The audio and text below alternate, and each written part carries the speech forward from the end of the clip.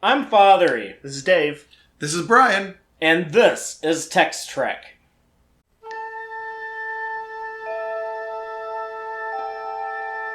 Engage.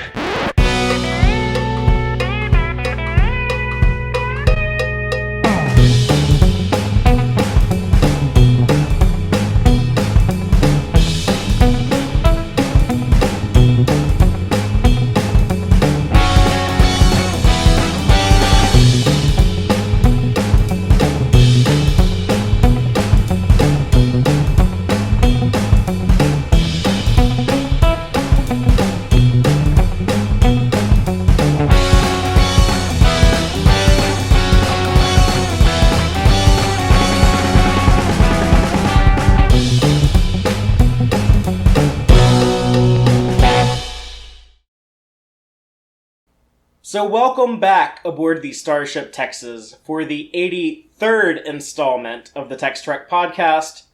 And tonight we are talking about Star Trek Beyond, our final Star Trek movie. We made it to the end of the marathon, and now we can all go die until Quentin Tarantino resurrects us in a swear-filled Star Trek fest. Then we'll have to do a swear-filled podcast. Oh, man, yeah. We can fucking handle that, I think. Yeah, but let's get high on heroin, too. He says it's going to be Pulp Fiction in space. And we can have like some esoteric music playing and... Yeah, for sure. No, we're hitting Star Trek Beyond, the one where a lot of people feel that the series kind of, lived up to the expectations they had, or, did it right. I guess if it has to end... Yeah, this is a pretty good one. A popular one. Sadly, it didn't gross as much as the previous two Kelvin Timeline movies. Yeah, that was a bit of a heartbreak for me because that was at the point where I had started to come back around, and so I saw this and I was like, I really liked it, or at least I liked it pretty well, and then didn't do great. And we had a different creative team behind the scenes. JJ was still involved in a producer role, but this movie was written by Simon Pegg, who plays Scotty in these movies. Mm-hmm. And also... I was going to say, not just him. And it was co-written between him and Doug Jung, who ends up playing Sulu's husband. Oh, okay. I didn't know that. Yeah, and it was directed by Justin Lin, who might be known for at least one of the Fast and Furious movies. I think he did a few of them. But I think you might be right. Yes, he did more than one, and I think he produced on a bunch of some of the others as well. Okay, it's a bit of an odd fit, you would think, for a Star Trek movie, but maybe not these ones. Not if you've seen the Kelvin films. But the reason I was excited for this when it was coming out was, of course, that Simon Pegg was saying, and a few other key people were saying, that they wanted to feel a bit more like a classic Star Trek episode, that they would be trying to bring some of that classic Trek ethos in, and maybe a little bit in favor of the summer blockbuster style. And also Simon Pegg is known for trying to appeal to the nerd community rather than the masses. Yeah. So, right. In his films. For more on that, watch the show Spaced, which he starred in and also wrote all Spaced of? Is he was certainly effectively the showrunner, if nothing else. So. I think we all agree, Spaced is super hilarious. Tons of great geek references, like every nerdy person should see. I think it's my favorite sitcom of all time is Spaced. Yes, I can't say enough good things. It's also from like 20 years ago, so if you're nostalgic for like that late 90s, early 21st century time period, like some of us might be, then check it out. Yes. Well, it was a nice little advertisement we worked in for you, Simon Pegg. But the news that this movie was going to have a different director came out pretty soon before Star Trek Into Darkness even hit theaters. They had already announced that J.J. Abrams was going to go make this new Star Wars movie for Disney, and I was kind of mad about that. I wanted him to stick around on Star Trek. I liked Star Trek 09 enough that I thought he should stay. You're like, finish your work, sir. I was fine with getting some new person to try to take a stab at the Kelvin verse. I don't want to talk too much about like the other Star franchise that much, but let me just say that I was not a fan of the Disney purchase and making additional Star Wars movies when at the time I felt there was only 3 good ones and there would never be any more good Star Wars movies. And so I thought JJ was going to make a Star Wars movie I didn't want, when I would have preferred a sequel to Star Trek Into Darkness. And then when they gave it to a guy from the Fast and Furious franchise, which, to be fair, I've never seen a movie of, but I've seen trailers for those movies. They never looked appealing to me. And I was like, oh my god, this is going to be like a stupid-ass movie that has nothing to do with the Star Trek values that I appreciate. And I was very pessimistic going into this. The Spaced and the Furious. When I went in, I was desperate for this to be good because there'd been nothing but these movies, and this was the 50th anniversary of Star Trek. Yeah, 2016. Yep, I went and bought the pin and everything, and I was and nobody cared. Nobody cared that it was the 50th anniversary. I was like, this movie's all I've got to celebrate that. Please be good. And I followed like, Simon Pegg's pretty good, and Simon Pegg knows Star Trek. He's a big nerd. So that's promising. And apparently Justin Lin is also a big Trekkie. That's also promising, despite my worries about this Fast and the Furious stuff. So I really was praying that this would be good. And I was quite pleased. I was like, yes, that was great. I wasn't maybe the big nostalgia fest I wanted for the 50th anniversary, but it was absolutely a good Star Trek movie, and I saw it 4 times in the theater. Oh, wow. So we should talk about like going into this. Originally, it was going to be Roberto Orci, who had co-written the previous 2 movies, was going to write and direct the third Kelvin film, and then that got canceled for whatever reason. It was a bad script problems or lack of confidence in him. I don't know if it was his script or his directing ability. He wrote a script and then it was so bad he was like, what the hell, I can't direct this, I quit. Or whatever happened. Simon Pegg said he never got to see the other script when they sat down to make the new one. Yeah, it was kind of like at the last minute that like Simon Pegg was like, I know how to write, and then he teamed up with this guy Doug Jung. Well, I think it was Justin Lin was hired, and Justin looked around and said, I need a script writer, and said, well, we've already hired you. How about you? You know, you're a big nerd who loves Star Trek and has written scripts for movies that made a lot of money. So, you can write stuff, Star Trek, get to work. Yeah. And, what kind of Star Trek fan is going to say, no, I'm not going to write a Star Trek script? That's a pretty big dream job kind of thing. When this was coming up, that I was excited because I thought the director might fit the style of these movies, and I had watched at least a few Fast and Furious movies at that point. And then, Simon Pegg on board meant the possibility of a script that would be more to my liking. So I was kind of on board. Yeah. And I had an interesting reaction to first seeing this movie back in 2016.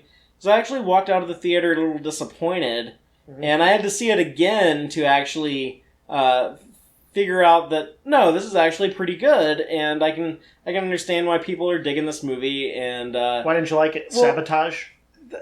I didn't like that the first time. I didn't like some of the some of the stuff in here, and it sounds kind of lame to say now, but I thought they were kind of like breaking the canon. I couldn't make it fit into my 23rd century of what I knew from the Prime timeline, but this movie actually helped me by getting over a lot of the stuff here. It made it a lot easier for me to accept the things in Star Trek Discovery. And is that a real complimentary point, or are we saying that it was like bad enough that it made us okay with some bad things on Discovery? I don't think it was bad. I just thought I needed the push to like get out of my to break the mold a little bit for what I thought the 23rd century had to look like. In addition to that, there's a bunch of stuff in Star Trek 09 that I think I objected to, but I was also following the production of that movie much more closely back in 2008 and 2009, and I was seeing a bunch of the stuff, pictures online and like reading interviews with the writers and director and actors, and I mentioned 2 weeks ago when we talked about Star Trek 09, that stuff kind of helped prepare me for a movie that had some stuff in it I don't really like, but also has stuff in it that I really like, and I kind of like got over the things I disliked before I even went into the theater. I kind of changed my movie viewing habits to where by the time we get to Star Trek Beyond in 2016, I've become a much more spoiler-phobic person, and I stopped watching trailers after I decide I'm going to go see a movie. And the trailer for this movie that I did see, I really disliked, but I still went in kind of generous when it started getting good reviews. But a bunch of the stuff I saw in here, it just really rubbed me the wrong way when I saw like how the universal translator works and some of the stuff with like I loved how the universal translator with how like the only time it's ever been done right Like in the history of Star Trek. we can get into that later, but also like to be continued. trying to explain the USS Franklin. It's like the first Warp 4 ship, but they said it came from like the 2260s, which would have been after the Warp 5 ship, but it has a higher registry now. Like just like I think like some of it's kind of like dumb fanboyish canonical stuff. But if I had been paying more attention to the movie going in, I think I could have gotten over some of that shit before I saw the movie. But that's not really how I watch movies anymore. I didn't do that, but now that I watched the movie a couple of times, I've been able to reconcile a lot of that stuff. And it kind of prepared me for how I watch Star Trek Discovery and how I'm sure I'll watch Picard and Section 31 and Lower Decks and all this new Star Trek we're going to get now. Take a shot and then, all right, let's do this. Yeah. Right. It'll be a little bit fast and loose. Yeah, and if it breaks my head canon, it's okay. Let me sleep on it, and then I'll be able to no prize it the next day, and I'll feel better. So, and this just came from a father who hadn't been used to getting a lot of Star Trek after the cancellation of Enterprise. So I had to relearn how to accept things that might violate how Star Trek exists in my mind. Yeah, it's weird. We had so little, you'd think we would have been like just ecstatic over it, but at the same time, it like just made you almost all the more critical. That's the fanish mentality, though, that Yeah. I won't deny that I subscribe to. See, I think Beyond feels more like it feels just as much like classic Trek as Discovery does, which is to say both feel fairly different, but from what we think of as 90s Berman era Trek. But I thought this got easily as close as Discovery did, as far as feeling like that. I mean, it has maybe even a more ridiculous budget. This might be the most TOS-ish movie ever. Yes, absolutely. More TOS than Star Trek 1 or 2 or 3. The weird thing is, on my revisit, Or 5. I didn't feel that as strongly as I used to. Like, I felt like it still felt like the big budget movie sort of plot, that, the Enterprise gets wrecked. We don't quite... There's not the sort of the moral conundrum that I would expect There's from a doomsday TOS. machine. What's that? There's a doomsday device that's gonna... Right. If there was a doomsday machine, it would feel more like TOS. But a doomsday device, no.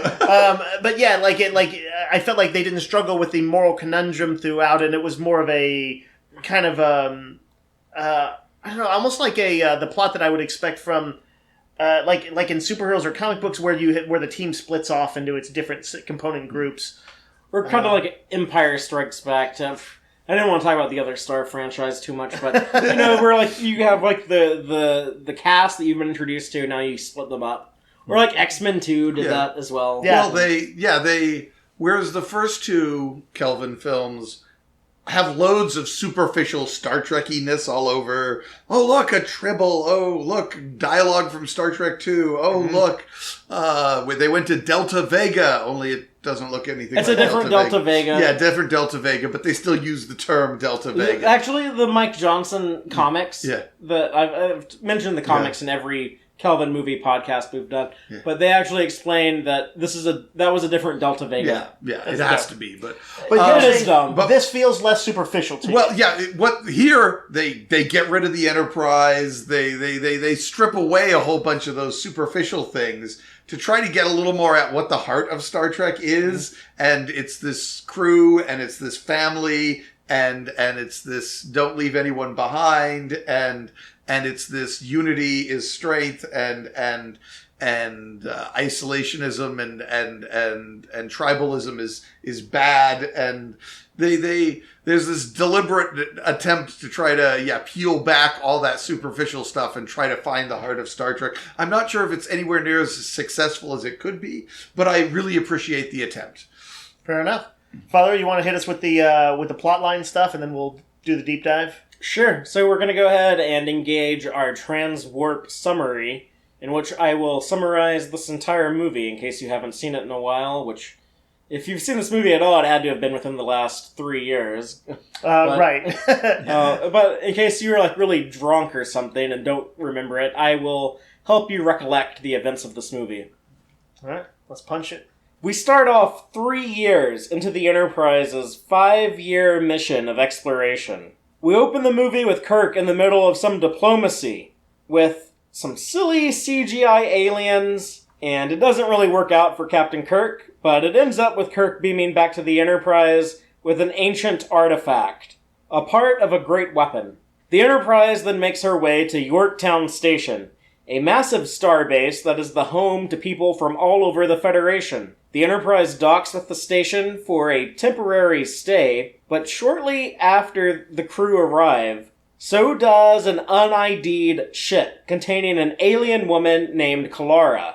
She says that she was part of a ship which crashed on a planet in a nearby nebula. Kirk and the Enterprise go into the uncharted nebula to help her rescue her crew, but the Enterprise is destroyed by a swarm of little insect-like attack ships. The crew crash on the planet Altimed, where most of the crew are taken prisoner by the monstrous Krall, who is seeking the artifact from the opening of the movie. But Kirk, Chekhov, Spock, Dr. McCoy, and Scotty all manage to avoid capture and meet up with this cool alien chick named Jayla. Jayla has been living on the planet in the remains of a crashed Federation ship, the USS Franklin, which has been lost for 100 years. Together they manage to rescue the rest of the crew, but unfortunately Krall obtains the artifact. It is one half of the Abranath, a weapon that releases black CGI cloud shit that eats people alive. And Krall is going to attack Yorktown Station itself. So Kirk and the crew get the Franklin flying, use Beastie Boys music to scramble the signal of the swarm ships, and reach Yorktown Station, where Kirk confronts Krall. Krall has started to take on a much more human look.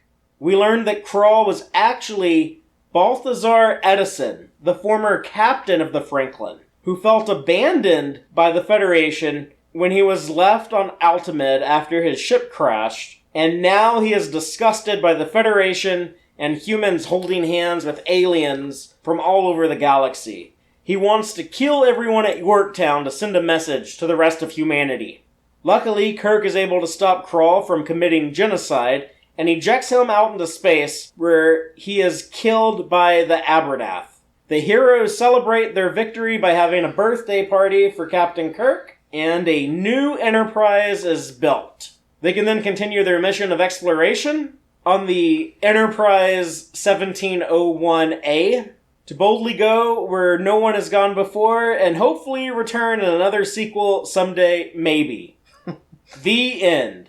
It's not quite the perfect ending you might wish for a trilogy, but it did actually... I remember walking away from it, I felt like if this is it, that's a solid trilogy. That's how I feel. If this is the last Kelvin movie, I think this is a very satisfactory way to wrap things up. But I wouldn't mind another one. Yeah. I felt like it wasn't quite the movie I wanted for the 50th anniversary, but I also said it is the best Star Trek movie in 25 years, which the last one was the 25th anniversary movie, Star Trek 6, which is superior to this one, but you have to go all the way back to then before you hit one that's superior to Beyond, in my opinion. I would put First Contact over this. And I like this better. I kind of like Star Trek. I think this might be like a better movie and a better Star Trek movie, but I kind of enjoy watching Star Trek 09. It's just like, I have the better emotional experience watching Star Trek 09 than I do watching this. I will say, this shifts a little bit more to the thoughtful sci-fi. It does. A little bit, and we lose some of that emotional kick. Justin Lin gives us a more intelligent Star Trek, but it doesn't pull the emotions as well as J.J. Abrams does. Also, I think JJ's script was a little sharper as far as the dialogue goes. There's more quotable moments. Beyond is completely functional. You never feel they're acting out of character, but lovable little setup, punchline stuff that JJ's scripts have. There's not as much of that in this movie. I think there's some humorous moments. I'm gonna quote one right now that I wrote down that I liked. Okay. This is a Spock McCoy situation with the where they're trying to find the rest of the group. The horse shit. So you gave your girlfriend a tracking device. That is the best. Amazing. And Spock is like, that was not my intention. Yes. And McCoy is like, I'm glad he doesn't respect me. See, the thing is when they did that sequence, I realized there were moments like that all over the two JJ films that this one stood out because I hadn't had as many moments like that in this film. There was also like the horseshit moment. There was I like when Chekhov was asking Kirk, "Oh, when did you suspect her? Not soon enough." But how did you know I have a nose for danger? And then they walk right into a trap. Then Scotty walks into a bulkhead. Yeah, that was a little bit goofy for me. That particular setup punchline is not one I love, but. It makes sense that Kirk would walk into that sort of trap, whereas it doesn't make sense that Scotty would walk into that. Agreed. 100% agreed. So this actually sort of, I can segue into after the opening bit with the aliens, which is goofy, but I will say this. Tanaxi. Kirk is, even though he's stumbling through it, he is trying in this one. He's trying to make it work. It's the aliens that are being little buttheads. I can picture Shatner Kirk from the original series trying to deal with these obnoxious, stupid, for me, cartoon aliens. I feel like Shatner Kirk would have handled that situation better. It's the one place where I feel Chris Pine doesn't quite live up to the name of Kirk, is that he's like, well, this is supposed to be important and you don't want it. He's like a jock trying to give a book report that is over his head, whereas Kirk actually could... Shatner Kirk. Yeah, Shatner Kirk is a guy who could give a speech that was meaningful, who could talk to Mirror Kirk and give a convincing... Mirror Spock, give a convincing reason why it was wasteful to live in evilness. Shatner Kirk never comes off as a jock trying to give a book report. Right. Let's put it that way. Yeah, but there's also moments where just people like just aren't listening to Kirk. Like when he's talking to the kids in Miri and he's like, "No bonk bonk on the head." Yes. Yes. But he's still in control. Sure, yeah, I guess. Chris Pine's like, anyways, like I do think that is one of the weaker moments of the movie. But I mentioned it as a segue into the immediate serious opening when it goes to it. When you're hearing Kirk's log, and he's talking about being 3 years in, and they're having this kind of experiencing this sort of melancholy, and I hesitate to say ennui, but that is what he's experiencing. Which is why you need that weak opening. If you'd opened with this awesome action sequence... Then you can't, the last two movies. Yes, then you can't have Kirk saying, life's not as exciting as I want it to be. Yeah, you kind of need to have him, like, not be on top. Like, you need to see him, like, struggle with something and kind of lose. Right. Which is a tricky thing to do. Lose in an embarrassing way. It's a tricky thing to do when you're introducing your hero of the movie, which we haven't seen in 3 years. Yeah. They also have, like, that little gag in there where he says he ripped his shirt again. Of course, a callback to the frequent shirt rippings that happened in TOS. And when I watch that now, I think, like, Dave probably doesn't like that because it's kind of a fourth wall break, and he hates that type of shit. It's true, but I loved it. It's minor. It's minor. I just like a little part of me is like, eh. I also didn't like when he says things are starting to feel a little too episodic around here. I know. I can't enjoy any of that stuff now because I'm always like, Dave hates this. I don't feel like I should have that much. I don't feel like I should be intruding on you that much. It's not so much that you're intruding on me, but you're like, Dave's gonna whine about this. He really cares about you. That's what he's saying. It's like when we podcast about it, I'm gonna have to listen to Dave bitch about this. Now, I do want to say, like, in that same ship's log, there's something. Let's see. There was one bit I like where he's wondering what they're actually trying to accomplish out there, if indeed space is infinite. And that is something of a meta-commentary, too, that might talk about, like, either the directionlessness of the movies, or just them not, like Star Trek always being kind of questing. And that was a meta-comment that was a little more subtle that I liked. I never thought of that as being meta, but I thought it was... It's lightly meta, at least. It was an interesting philosophical point to be, like... This exploration does start to feel pointless, because... There's always going to be more to explore. Always more episodes. But it does tie in with what they've said in, I think, the Next Generation about the improvement of yourself, whether or not you succeed. The quest is its own reward. We're never going to become the perfect human, but... It's the journey. That's TNG philosophy. They're not there yet. But that's the point. Kirk's not there. Star Trek Voyager does that too. Yeah. When Harry Kelm has that toast to the journey. Yeah. And so the answer is in Star Trek. The question Kirk asks at the beginning of the movie is an answer that is baked into Star Trek, which I liked. Right. Well, also wanted to mention there's shortly after when he's talking on the Yorktown to Commodore Paris. Yes. Is it? she has some lines that I like that kind of flow back to what he was saying, and I jotted it down. She says, "There's no relative direction in the vastness of space. There's only yourself, your ship, your crew. It's easier than you think to get lost." You liked that? I thought you would have been like, that was too writerly. No, I don't think so. Okay. I mean, these movies, when they try for drama, they get a little writerly, and then I can like that. I like Star it when, Trek in a nutshell. I think I like it when they're sincere. If it's wink, wink, that's when it actually kind of annoys me. And then she was clearly being sincere. Yeah. So yeah, no, I was all over it. Kirk's birthday drink with McCoy. I love that scene. That whole every part of that. Yeah, y'all want to talk about the birthday drink? I love that he's drinking Saurian brandy. Yeah. So shout out to Linus from Discovery. Saurian, but also the idea that Chekhov has whiskey in his locker, which why did Dr. McCoy just like raid Chekhov's locker? Just like that seems like kind of like a dick-ass move that you would do like in high school. If anyone or other than McCoy had done it, I'd be annoyed. But it was McCoy, so I was kind of like okay with him. Here's the thing: he's a little bit of a scoundrel sometimes, and also I can see him saying like, "Chekhov, I see you're looking around for something and not finding it. Why don't you come down to the bar and I'll buy you a drink?" I think he would. I think he's an honorable man when it comes to booze. What bar? There's no bar on the 1701 Enterprise. There's a fucking brewery in there. And by the way, that ship breweries make beer, not whiskey. That bridge, that ship is so large, you cannot tell me that you know definitively there's not a bar. It's so large that it has both a brewery and a distillery. That's right. We don't see the brewery in this movie. Yes.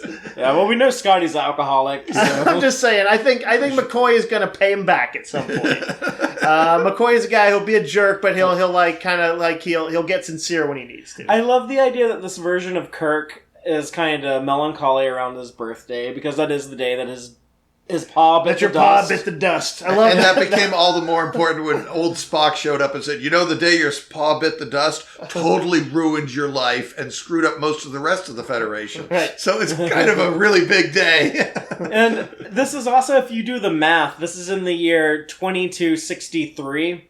So that would make this Kirk's 30th birthday, which can be a big deal for sure. And he says this is the year that he'll be 1 year older than his dad ever got to be. Right. It's here's the anchor of the movie, the emotional sort of anchor of it. They call back to the most important emotional beat in this entire trilogy, which was the opening of Star Trek 09. Yeah. Well, there's definite thematics in this movie about like I don't know. I guess I'd say finding your place, sticking with things, or that is to say, Spock encounters the mirror of this when he finds out that Ambassador Spock has died. He's wanting to be transferred. Well, he wants to quit. Or to quit, that's right.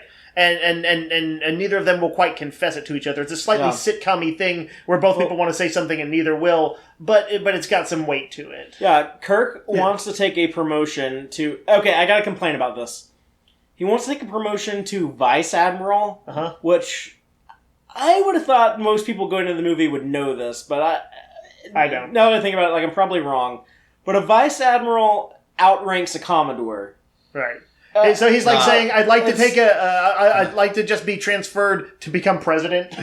You're saying, like he was kind of like a little presumptuous. This woman who's a Commodore is talking about promoting him to be a higher rank than her. Yeah. It's weird. Like when you go above captain, you get into the admiral ranks. It goes Commodore, Rear Admiral, Vice Admiral, Admiral, Fleet Admiral. Yeah. Right. So Commodore is the lowest of the admirals, whereas Vice Admiral is 2 ranks above that. Yeah. And that stood out to me in 2016. I'm like, oh my god, does Simon Pegg and Doug Jung and Justin Lin, all 3 of them, not know this? Yeah. I think this probably is why they need Mike Okuda or checking these lower scripts, on their priority list.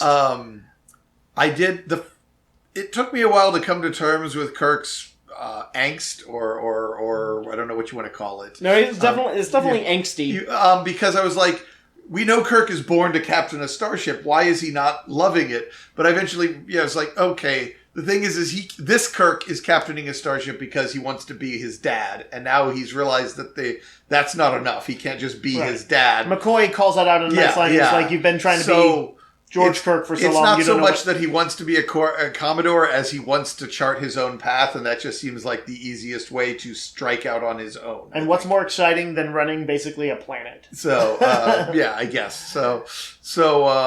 I kind of eventually made my peace with it that he thinks this would bring him happiness, and he doesn't know who he is. And by the end of the movie, he's found, no, this is who I am. In the Prime timeline, we know that at one point Kirk apparently wanted to be an admiral and accepted promotion, and then learned to regret it, and then learned, like, oh no, I was best when I was in the captain's chair, and then he fights to come back to the captain's chair. Eventually he has to break laws to stay to be demoted into the captain's chair. And then he finally gets there, and he's like, okay, now I am what I am. Yeah. And this Kirk kind of has that same journey, but instead of taking from Star Trek the Motion Picture to Star Trek The Voyage Home to get there, he kind of does it in one movie. Yeah.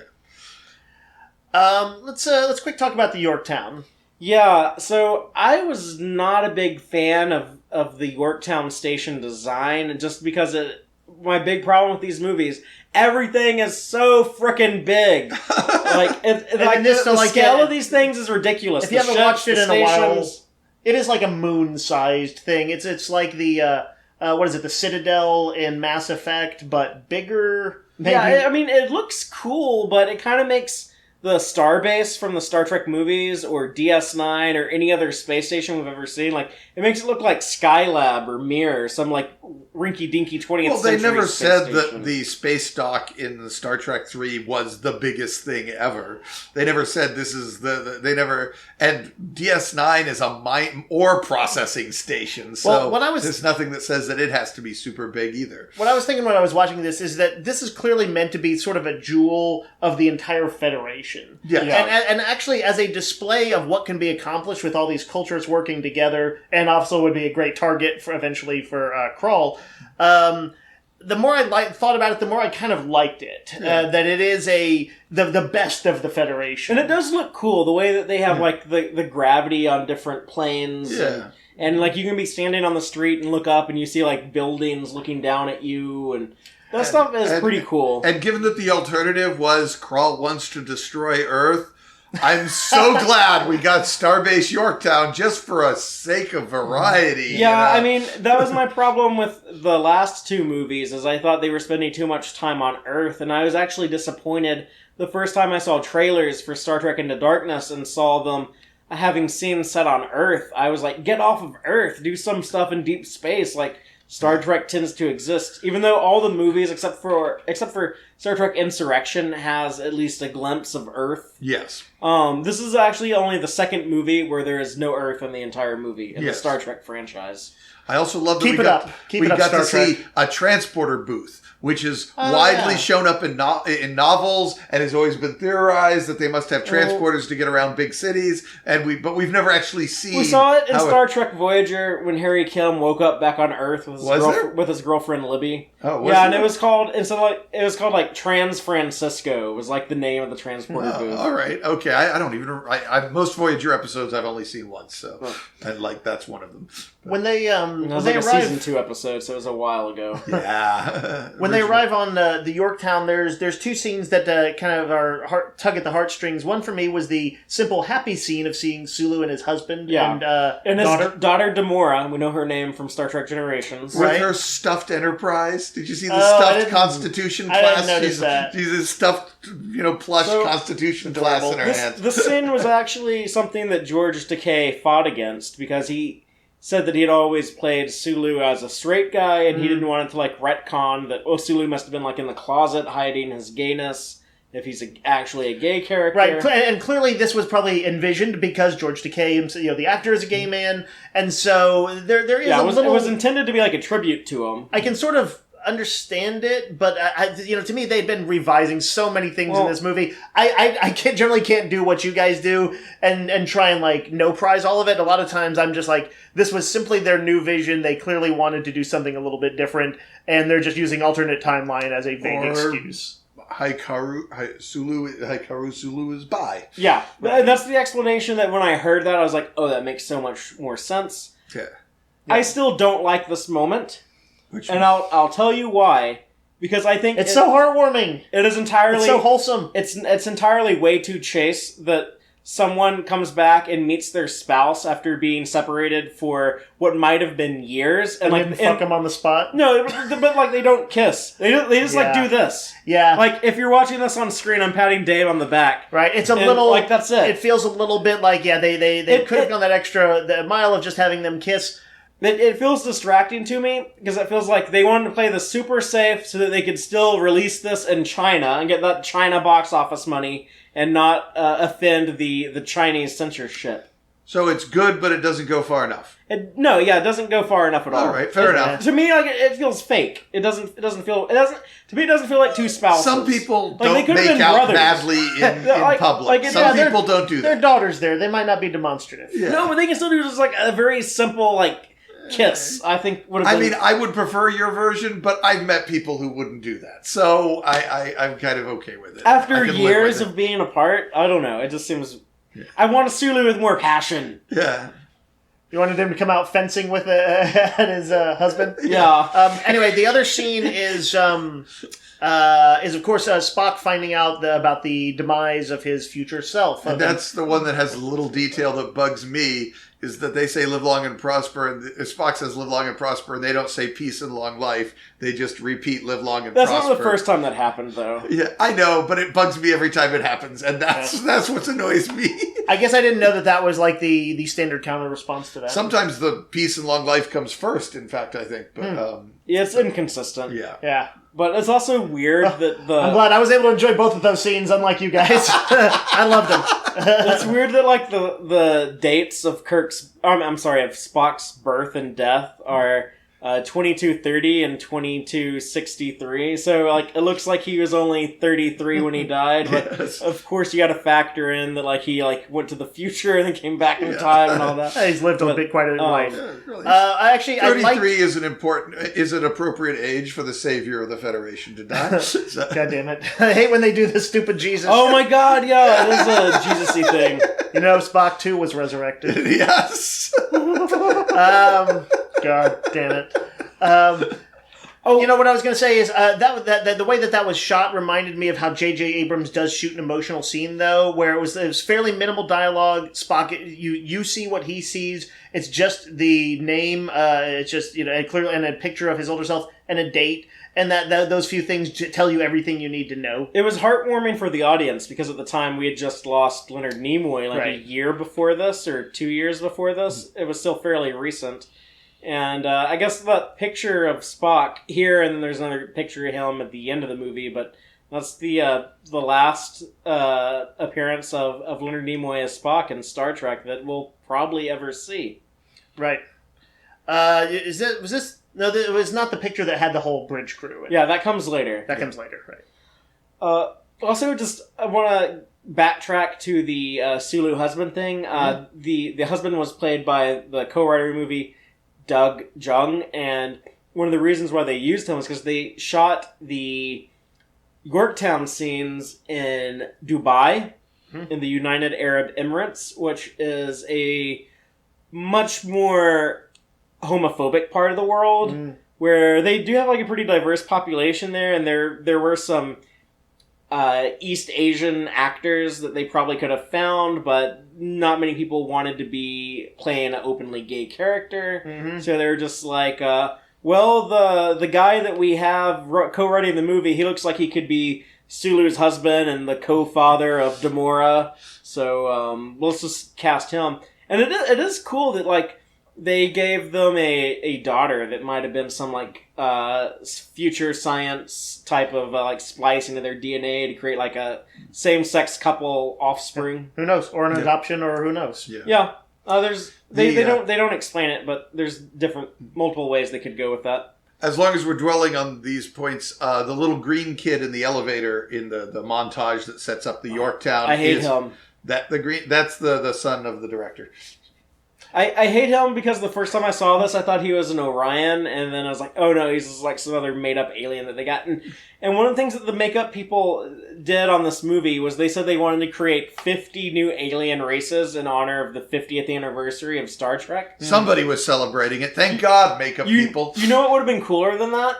Is if they brought back 50 established alien races in celebration of Star Trek's 50th They certainly could have worked anniversary. all of the big major ones in there among the 50. That certainly is true. But they didn't try to do that, and it would have been so much cooler if they had. Yeah. Legato or I Riot. I agree. A lot of these aliens, like, they look fine, but to me, like, they don't really look distinctive. Right, they just kind of become background aliens, and when it would have been really cool to see some iconic ones.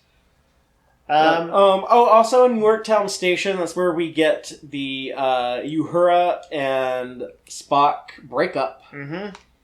Because Spock is stressed out about his endangered species and thinks maybe he needs to be reproducing with Vulcans and making little Vulcan babies, as Dr. McCoy will put it. I didn't particularly like that plot point. I don't mind them breaking up. I just thought that was a slightly silly assumption that that's like what Spock needs to do when with all their... All the ways that could, population could potentially happen by science. I just wouldn't assume, a bang fest would be. Well, there's also needs to be somebody to raise all those babies. So you can genetically engineer a whole bunch of Vulcan babies, I'm sure. It just doesn't seem like the role that Spock would think I'm suited for. Well, no, they set up in Star Trek 09 that Spock feels obligated to dedicate himself to the rejuvenation of the Vulcan race in some form. And elder Spock Prime, tells Quinto Spock, hey, stay on the Enterprise. I'm here. We can be in two places at the same time. Yes. So now that... you think older Spock was off banging a lot of people? I hope so. I mean, that'd be good for him. I mean, he's still... How do you think he died? Jamaha Rome. I mean, this is 5 years after that, so the chances of him hitting Pon Farr... Okay, do we know if Pon Farr turns off? Let me think. Does he have... We can do the math on this. Is there Vulcan... he had Pon Farr in what year? It was 2266? Yeah, that sounds right. So if we factor in by 7... Someone else do the math and tell us if he would have had a Pon Farr during the events between Star Trek 09 and this movie. Because the math is there. Like it can be calculated if he hit Pon Farr or not. Good points. Yes. All good points. All right, let's get these guys off Yorktown Station and get the Enterprise wrecked. So which, by the way, I noticed that just as in the Abrams movies and in Justin Lin's, just as the characters tend to take a beating and those with scars that'll last out the thing, the Enterprise tends to take a beating and get its own scars, or in this case, utterly wrecked. I wish they hadn't changed the look of the Enterprise for this movie. Like they made like the pylons thinner, and it looks a lot different if you compare. No, I thought it was. I guess I thought it was the same design. It is subtly different. I did not notice it till someone pointed it out and showed before and after photos. So I was kind of like, all right, so it's a little more extreme than what they did to the Enterprise E between Star Trek Insurrection and Star Trek Nemesis, which that also is subtly redesigned. But again, you don't really notice. That one I didn't notice. With this one, I thought something looked a little off, and I thought they were just maybe shooting it from different angles or something. That's what I figured. Because Justin Lin's cinematography with the ships is a little bit different, and sometimes I like it more. He also does like a different version of the warp effect when the ship is at warp. Mm-hmm. I love the shot of it charging through warp with all the stars warping around it. It makes more sense where it looks like it's in like a bubble, like the warp field that these warp cores create, and it's kind of like cutting through space. It looks really cool. Yes. I should like this more. However, for whatever reason, I still prefer the weird Star Warsy hyperdrive tunnel that JJ used in the previous two movies. It's hard to beat the speed that conveyed. Which is what Discovery ended up going with. And I'm curious to see what they do on Star Trek Picard. But yeah, the Enterprise, they go to investigate the nebula because they get a visitor who says her crew is stranded, and then the ship is attacked by these swarm you said ships. her translator's evil. What's wrong with the translator? I just don't like the translator functioning differently than how we've ever seen it work. They generally on the show they cut out the middleman of hearing their language overlaid by English. You just hear the actors speaking. I mean, I don't English. like hearing that. I feel like you don't connect to a character as well. Too much realism in your Star Trek? Like, in my mind, that's not how I think of the translators as working. In my mind, that is how I think it works, but it's just that they do a shorthand for it. Now, they do imply that there's some sort of noise canceling that wipes out the original audio from the person, so you don't but then you should see their lips always out of sync. Yes, their lips should always be out of sync. Thank God they don't go as nuts as that. But I just thought for kind of a change-up, since these movies like to do things a little bit different, throw their own style at it, I thought it was cool. I really liked it. No, that was one of the reasons why I was not having a good time the first time I saw this. Bro, I'm straight up not having a good time. It's not in continuity, not realistic, too realistic. I'm okay with taking some what do you call it? I'm okay with suspending my disbelief at times with Star Trek. Yeah, I'm fine with doing it, but it's always nice when they get it right. Some token realism is actually sometimes nice because it makes it feel like it's more realistic than Star Wars. Yes. I did like the swarm ship, the swarm that comes up, because after all these Star Treks with big, bad warships as the enemy, something completely different, little bitty tiny ships was a nice not completely change. different. We did see a swarm in Voyager one time. Okay, but have we done it in any of the movies where they have the budget to do it right? No. I have to say, when it clips off the nacelles and stuff like that, it looks really cool. Yes. Those are also just, it was beautifully filmed. They really captured the drama of seeing a ship that is an icon getting crippled. I will say, if they hadn't trashed it in the previous two films, this would have been so much more meaningful of a scene. True. The Enterprise gets beat up in the Kelvin movies. It can't quite feel like there's a line or two that evoke Star Trek 3 and the loss of the ship and the need to turn death into a fighting chance to live. But it just does not have the emotional impact even remotely. There is some emotional resonance in here. And even like when Krall says cut its throat. Yes. And when you start seeing the swarm go through the pylon, I mean not the pylon, but the neck of the ship, like you feel like they're killing the Enterprise. Yes. Well, you do see once again a lot of people pulled out into space. They definitely in the Kelvin movies love pulling people out into space. Yes. Yeah, they don't have those emergency force fields coming on like they need to. Yes. There's a bit of a delay, I guess. It doesn't come on until like at least 15 people have been blown out. Yeah. The Krall and his attackers coming onto the Enterprise kind of rubbed me the wrong way the first time because they kind of look like, I don't know, bad guys out of a generic video game. The way they have like the little blaster weapon on like their fist, and they'll just like their generic armor, where it's like the same CGI model for every one of them. And just it was cool looking armor, but I think you're right. It's a little. I think it's meant to look generic. They're generic mooks in the video game, and they are. They're these robot drone things or whatever that have been manufactured on the planet. Since the big bad is going to be a mystery, like the exact nature of what he's doing is going to be a mystery, really almost up until the last 15 minutes, 10 minutes. Yeah. It sort of makes sense that they're a little faceless. Yes. Arguably, do we all agree that Idris Elba is not a great bad guy in this? He is incredibly underused. Yeah, I feel like there's another version of this script where they got more out of Idris, because I've seen more out of Idris in other films. The actor we know is talented. Yes. So, and somehow it feels like what they ended up getting, they could have gotten almost anyone to play that role. This is Christoph Waltz in Spectre type stuff. The frustration I have is that every movie from Star Trek Nemesis on, they all have to have a Khan ripoff for a villain, one of them actually literally being a reimagined Khan, and each one of them is just like the same thing. It's just a guy who's really pissed off about something that happened in the past, and he's out to get revenge. And so, I think Krall is probably the worst of those four. I guess he's created a mental landscape in his head that it's not revenge, though. Whereas Nero is absolutely, it's revenge. And Khan is like, it's revenge.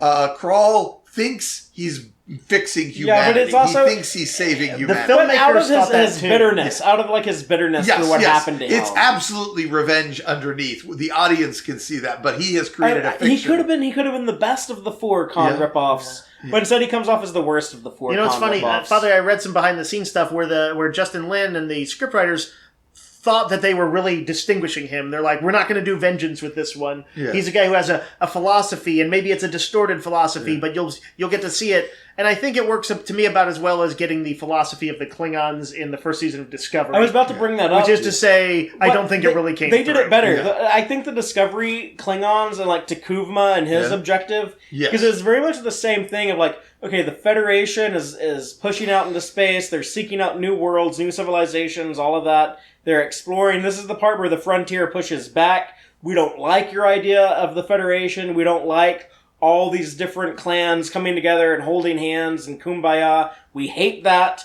We think that the strength comes from confrontation and survival of the fittest. And I think Discovery Season 1, I'll admit it wasn't perfect in the way it told that story, but it did a better job of that than Star Trek Beyond. Yeah. And I actually said that when we were discussing Star Trek Discovery. I said, this is doing a bit of the Beyond stuff, but better. Yeah. I think as a thematic, it's a great idea, but because we don't know what's motivating him until the very end, it doesn't hold a lot of resonance throughout the movie. It's the antithesis of Star Trek, right?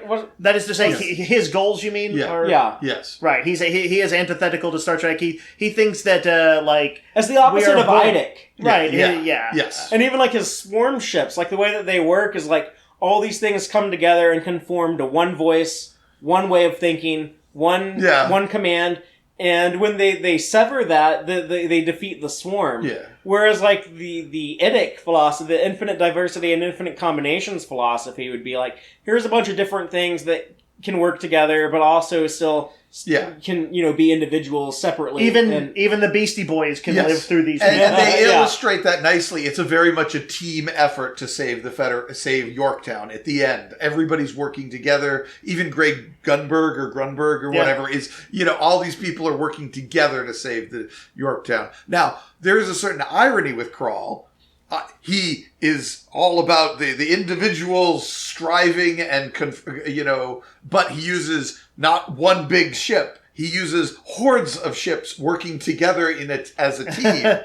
And he says, we must protect humanity from alien influences. Has he looked in a mirror? He is soaked with alien DNA. Well, he does literally look in a mirror towards the end of the movie, and it does kind of play with that. But so I love the irony that he's like, no, we can only survive by being pure, and there's like nothing pure about him. Everything he says is bullshit. I love that it's all a lie. And but I wish they should have done something with that. Right, I wish it was drawn into like a starker contrast, or like the drama of it was heightened, I guess. Yeah. Because I think it's a potent idea, but I just don't feel like it was all necessarily there on screen, other than kind of what we not read into it. It was there. Well, given that they can't spoil the surprise till the end, you kind of have to, if they're going to tell the story that way, they can't spend too much time dwelling on it at the last 15 minutes. I honestly think I would have, if I were making this, I think I would have spoiled it earlier. Just like, at the 2/3 mark instead of the... Instead of having like the big surprise of John Harrison being Khan, like they did in Star Trek Into Darkness. I did like that it turns out to be a crazy Starfleet captain as the bad guy. That's so classic Trek. TOS. Yeah. Let's talk about like the actual like crash onto the planet Ultimate. Yeah. Yep. And I like that they call the escape pods Kelvin pods now, and it allows them to drop in the word Kelvin, which JJ has in every movie that he directs. And so this being like part of like, I guess like the JJ Trek franchise, it's still like produced by him. I feel like they threw that in there for him. Yeah. So that was cool. But then like Kirk like watching the Enterprise burn up and crash, and the score, the Michael Giacchino score that we mention in every one of these movies we talk about is so strong, and it actually, like, I still prefers Star Trek 3 and the destruction of that Enterprise that I have more attachment to, because there's 79 episodes and 2 previous movies also there. Kirk has shown that he loves that ship. Yes. Whereas this Kirk has never really shown that he cares what ship he's in charge of. But, I mean, this Kirk did die for that ship in the previous movie, but they kind of... He died for the crew. Right, they make that pretty apparent. Yeah. But, and then on the planet itself, the characters are separated. We have Kirk and Chekhov doing their own thing, and they're actually with the alien lady, Kalara, Mm-hmm. who ends up betraying them, but I love how Kirk and Chekhov were onto her, and they... It's super... I really like how they play it, where we don't know for sure, and it's another one of those scenes where the hero seems smart. Yes. Also, there is, frankly, just a cool visual of Kirk sliding down the hull of the Enterprise, or the saucer section, and blazing away with a phaser. Total action movie, but I was bludgeoned, as I sometimes am with these movies, into that was cool. Now, one of the things I liked about JJ's previous 2 movies is I thought he did a good job of not making it feel like the heroes luck out, where they kind of, if anything, like they have very bad luck, and right. They have to really struggle. The sequence of Kirk and Sulu on the drill in Star Trek 09, it's kind of just like going from the frying pan to the fire or whatever. So it's like shit keeps getting worse and worse when like the guy at the explosives dies, and then Sulu is lands wrong with like his parachute, and Kirk is in danger, and the Romulan guards are attacking them, and you feel like they really have to struggle to get out of that. In this movie, I kind of feel like characters luck out a little bit, like especially when Kirk is aiming for the combustion compressor. Yeah, and he's supposed to aim for the circle thing, but instead he aims for the square thing, but luckily he hits the circle one. I like that kind of stuff. Kind of like bothers me, but it was played as like a gag, and I guess it's kind of funny. But I don't know. I want them more competent in this movie. I don't want them to be the bumbling cadets that they were in the first. I want them to be, hey, look, these guys can really get some shit done. They've got their act together. They've got their mojo. Watch them kick it. I think they mostly do. I really like the pairing of Spock and McCoy, which is like an emotional story. Like when they get into that alien fighter craft and the hatch is open and the 2 aliens that are in there get sucked out, and the hatch just so happens to close before Spock and another McCoy, lucky break. And then they're able to like figure out how to pilot the thing. I don't. It feels like they're getting like really lucky, really fast. Oh no, they're badasses. Because they've been in 3 years of adventuring in space. Do you know how much XP that is? So. But I do love a lot of the Spock and McCoy stuff when they crash on the planet. And well, it's great because they get to have a sort of heart-to-heart while still sparring with each other, but Spock is literally physically hurt. One of the things I like in there is like when he tells him, when Spock confesses that Ambassador Spock died, and McCoy just drops all the pretenses and he's just like, I'm so sorry, Spock. Yeah, because McCoy is the bleeding heart. He's the compassionate guy. Yeah. Yep. And yet he is the guy who talked about Kirk's paw biting the dust. Yes. Because he's clumsy too. Yeah. Well, no, I think he just knows like you don't talk about things like that like super seriously around Kirk. He wants to keep things like kind of like lax and casual. Right. He thinks that's what Kirk needs. Probably. Yeah. I love that they gave Anton a bunch of scenes with Kirk. Yeah. Just because that's his last movie. Right. And the end. And it's wonderful that he got a very strong movie to go out on relative to what his he got a lot to do. They kind of gave Uhura and Sulu the least to do. Yes. I mean, they still get to do a little sort of failed breakout, but mostly they're there for exposition. Because of Keenser's stupid acid snot, which I gotta give them credit. I did not see that coming back as a Chekhov's gun when they first set that up earlier in the movie. So I guess good job there, but it's still kind of a stupid idea. Yeah. Let's see. What else do we have? Some aliens have acid blood. That's well worked into sci-fi at this point. Scotty and what's her name? We get the character Jayla. Yes. Yeah, she's introduced saving Scotty from the 3 scummers. Yeah. Which, this is the thing that bothered me, is when we see those 3 assholes, I was like, it would have been a lot cooler if they just used 3 established alien races. Like, you could have, like, the little guy who's kind of talking shit to Scotty, they could have had a Ferengi for him, and then the 2 big guys could have been like a Klingon and a Nausicaan, and it would have been a lot cooler. I would have gone with aliens that officially weren't part of the original series because this is way out on the frontier or something. So Ferengi, Cardassian, had some fun with it, That I would totally. I really wish they would have done that. But and given 50th anniversary, nostalgia button, hit it. 50th anniversary, keep it in the nostalgia button. That what was her name again? Jayla. Jayla. I did like her character. There were jokes about her being inspired by J-Lo. Or I thought it was from J. Law, Jennifer Lawrence. Oh, Jennifer. Yeah, you're right, Jennifer Lawrence. That was right. Yeah. So I think first of all, she is a visually striking design. I really like the sort of the I guess I don't know if it's supposed to be tattooing or actual like Yeah. skin markings, but personality-wise, she struck me as being actually a little bit like Lilu from The Fifth Element. She had the kind of the unusual manner of speech and a little bit of innocence about what they were doing, but at the same time, she was also a hardened survivor. Yeah, and she almost feels a little bit like Rey from the other Star franchise, where she's just like, she just grew up in like the remains of this old familiar ship that the audience will know something about, but she lived on like this junky planet with a bunch of scoundrel aliens and was a tough girl who could survive like that. And fought with a pole. Yeah. He used a fighting staff that was made out of junk. She's been living on the USS Franklin, which I love the design of the Franklin. I love that the computer consoles all have like this old-looking green light to them that kind of reminds you subconsciously of like how computer monitors or Game Boy screens, all stuff like used to be green.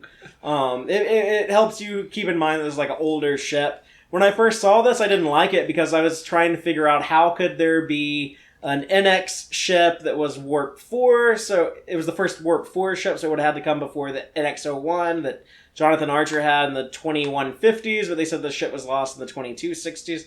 This is one of the things I struggled with watching the movie for the first time. I've since found a way to reconcile all that stuff. I will say, of all the Kelvin movies, this is the one that I find benefits from repeated close watching. There's all sorts of little things, little lines, little beats going on in this film that I didn't catch the first few times I watched. Whereas I feel like the JJ films kind of get dumber the closer attention I pay to them. This tends to be a bit more enriching. I'm not going to say it's a brilliant or clever movie, but it definitely, there's more going on. Every time I watch it, I see a few more little touches that I missed last time. And I appreciate the fact that there's like, oh, that's kind of cool. That's kind of cool. Little visual flourishes and stuff like that I didn't see. I got to explain like my theory on the USS Franklin. Okay. Is that it does predate Archer's Warp 5 at X-01, but the reason why it has like the NX326 registry number is because it was like reincorporated back into the fleet either during like the Earth-Romulan War, which would happen shortly after Enterprise, or when the Federation was formed in the 2160s, before the ship was lost. Is it an NCC or an NX number? It's NX, but it's NX326. Okay. But I don't know. Registry numbers might all be bullshit. There's actually some evidence to support that they don't actually make sense. They make less sense than star dates, that's for sure. Yeah. That seems like a reasonable bullshit theory. But yeah, I'm fine with that. Also, like Scotty suggesting that one of the theories of why it disappeared was it might have been grabbed by a giant green space hand. Yes. Obvious TOS reference. Which we see again in the credits. Yes, and I loved that. Is that who mourns for Adonais? Yes. Yeah. And they also mentioned that, the ship might have been captured by Romulans. They might have surrendered to Romulans, so that was cool. Which would imply that they were probably sent out somewhere in the Romulan area of space when it disappeared, somewhere near that. Otherwise, But the heroes on the Franklin decide to go rescue the rest of the crew from Krall, because Krall is chasing after this. There's a bunch of big action sequences that define the end of the last 45 minutes. There's a big rescue, there's a big space battle, and then there's a big Yorktown showdown. What about the artifact that Krall's after? What's the name of that? I said it earlier. Anonoth or something like that. Astaroth. I don't know either. It sounds Scottish, but it's the Abernoth. Abernoth. I was missing the B. But the it's a MacGuffin, but it only does one thing. It kills people, so it's not like red matter or those freaking torpedoes. But it doesn't Into Darkness. It doesn't look as cool as the red matter and like how it kills people, and it's not really explained what it's doing. But it's just like it's a total like doomsday device. Yeah, it looks like evil nanites, and it is. The motivations of Krall is kind of weird here in that he does want to get revenge for being stranded on this planet by showing that humans shouldn't actually be exploring, they should be fighting the aliens like they did back in his day when... I love that he references the Xindi and the Romulans. Yeah. Which means that Edison was probably on board Archer's ship, if we take this at face value, during season 3 of Enterprise. Yeah, because that was the only ship that we know of that actually like encountered Xindi forces. So he could have easily been a Mako on the NX-01. Yes. And then fought in the Romulan War a few years after Enterprise because that show got canceled before Manny Kodo could show us the Romulan War, and I'm still bitter about it. Sniff. But then after that, he becomes a captain on the Franklin to go and explore stuff, but he doesn't really like being an explorer, and it doesn't work out well for him when he gets stranded on a planet, and so he turns into a mean asshole who conviently has alien technology that allows him to stay alive young and destroy other starships. He should be. I guess his thought would be that, not this alien technology, which he's making use of, is not human technology. But I think he's like, we should conquer them and take their technology the same way I lucked into this. We got to talk about Ensign Syl, who had the artifact, the Abernoth, hidden in her. Like the back of her head is like an alien face hugger. Yeah, yeah, and she had it under the face hugger paws. Yeah, she's like a crab head, and I don't know, like, part of her design really rubs me the wrong way, and a lot of these aliens just, I don't know, I don't really like them. I love them. You got one guy in a Starfleet uniform who looks like Nosferatu. I'm almost like, is he a reimagined Reman? Or, in and of themselves, I like them. I think they mostly look better than the average background aliens in, say, Star Trek 4 at the council and stuff like that. But yeah, obviously, I think I would have liked to have seen some of the aliens we know. Yeah, just would have been cool. In Star Trek 4, you could be like, well, that's an Andorian. That's a Cation. That's a Tellarite. I like that. Here, I'm like, that's a crab head. That's a lizard head. That's another lizard head. As a 50th anniversary movie, I fully support the idea of including the classic aliens. I also liked these aliens. I can't say I hated them. They were fun too and interesting. I thought they were. And I also have a problem with some of the new alien species we see in the background on Discovery. I don't really like those. I don't know. Just to me, they're not as distinctive and unique and stand out like a lot of the Michael Westmore creations that I grew up on with Star Trek in the 80s and 90s. Let's remember that Star Trek also had a horrible tradition of just weird foreheads. Yeah, and I prefer the scores and scores and scores of them. I prefer the weird foreheads over just generic lizard person.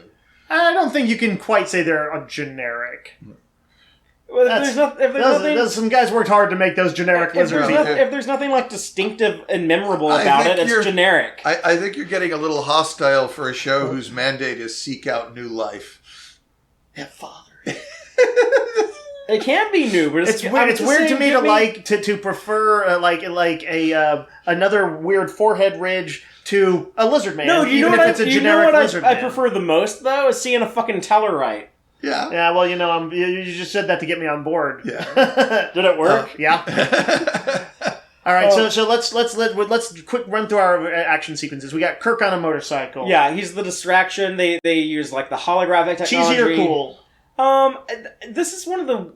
I didn't like the way this was shot that much because it kind of gets a little too Fast and Furious, a little too shaky, a little too shaky cam, a little too like quick shot cutaway type of cinematography. That's pretty clear. I think they're trying to show the chaos that it feels if you happen to be the bad guys because there's all these different Kirks on all these different motorcycles. It doesn't. We had to be able to bother me too much. Yeah. We had to be able to buy into the notion that a handful of people could distract this really well prepared, force enough to accomplish their goals. Yeah.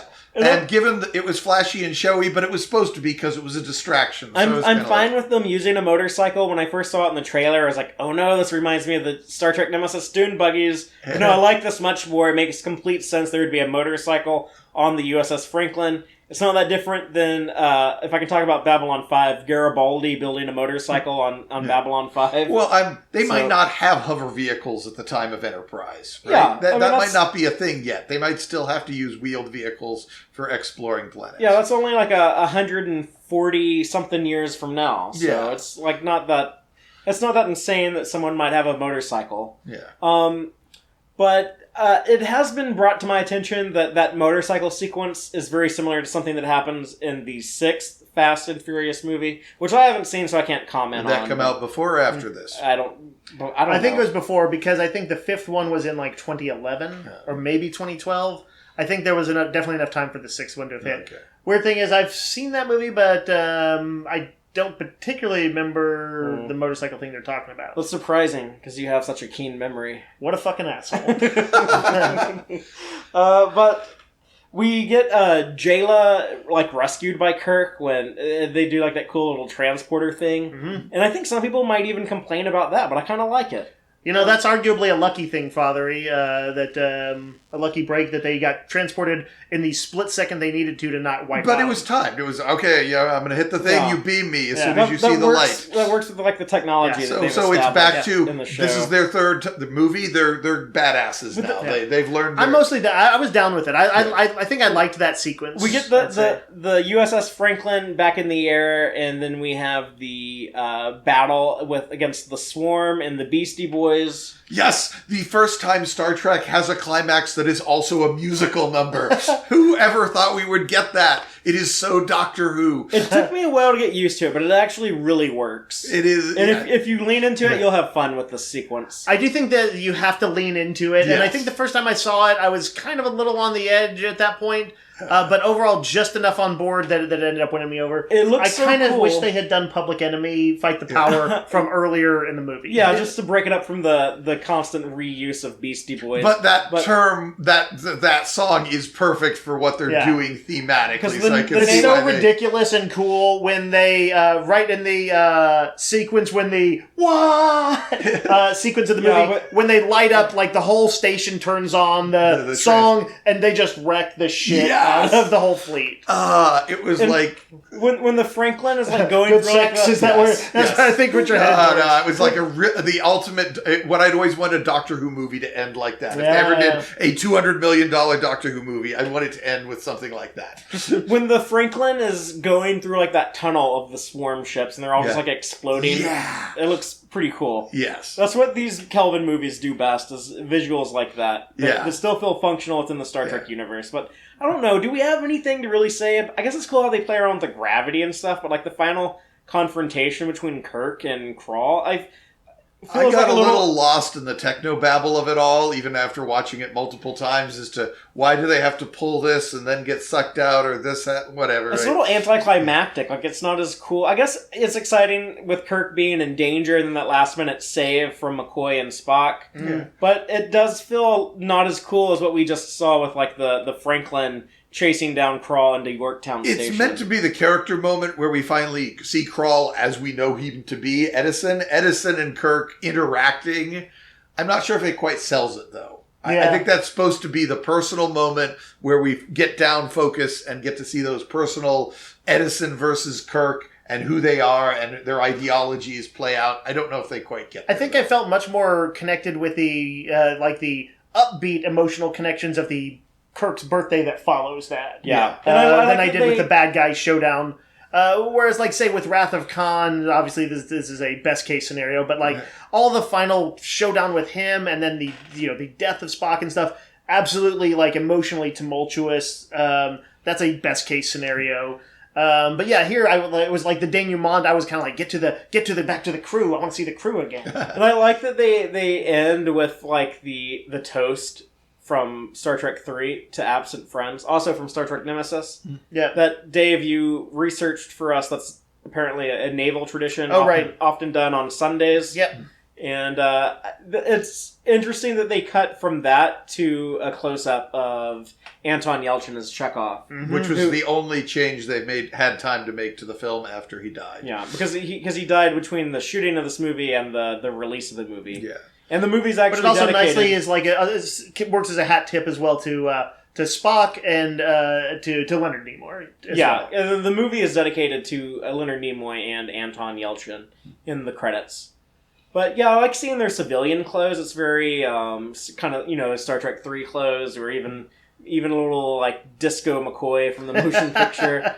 Yeah. And then they end up building the new Enterprise A. Which, they showed as a time lapse, which I thought was cool. Yeah, I kind of hate that they hit the reset button and just ships are disposable, and you can just crash a starship in Star Trek anytime, and you'll just get a new one. To be fair, they've been setting that up they've been doing that kind of for years. I don't need more of that. I think that card's been played enough.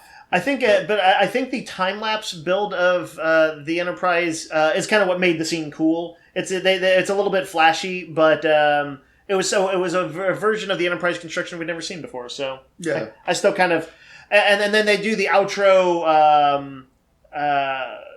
what do you call it? The captain's oath. The captain's apparently. oath. But they use everyone. But yeah, everybody gets a line. I like that. No, they had never done that before, and I like that idea. Yeah, it's a cool one. And I guess we can assume that not only does Kirk turn down his promotion, but Spock maybe stays as part of the crew. They don't establish that, though. Well, he recites the oath. I think we can assume he's on the ship.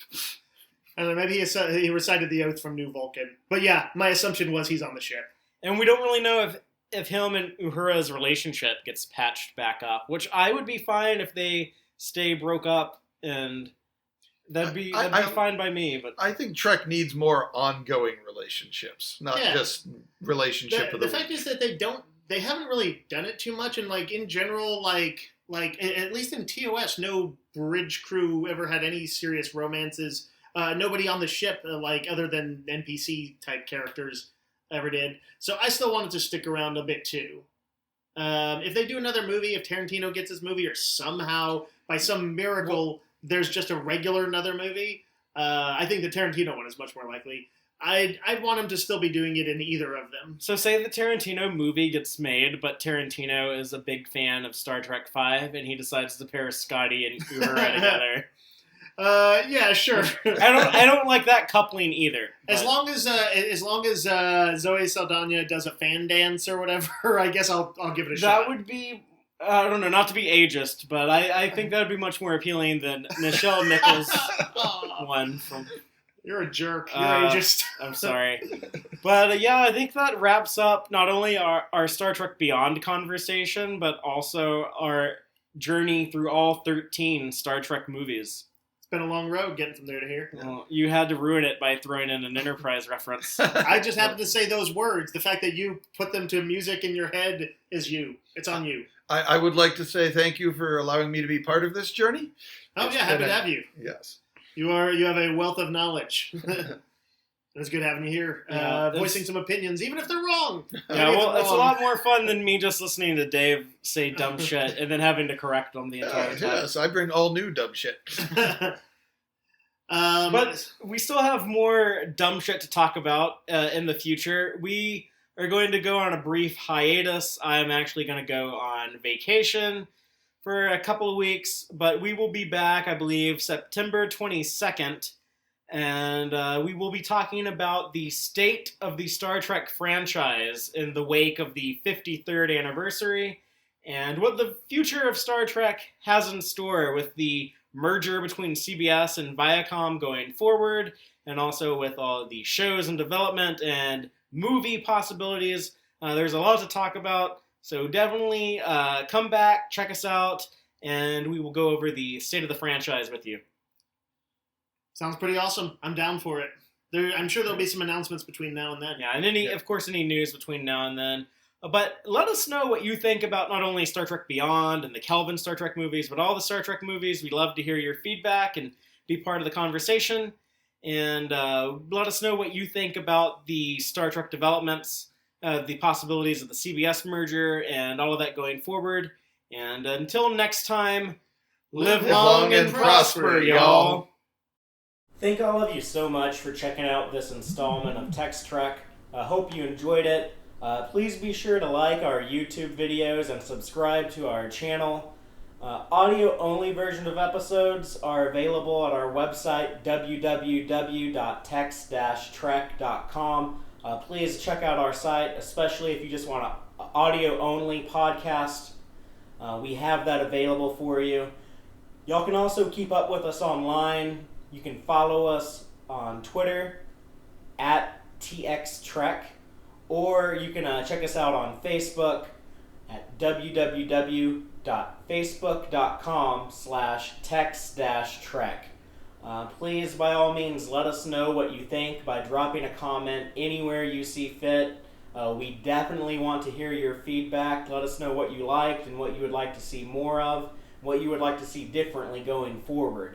If you want to email me directly, go ahead. I can be reached at fatherlyactual@tex-trek.com. Thank all y'all again. Take care.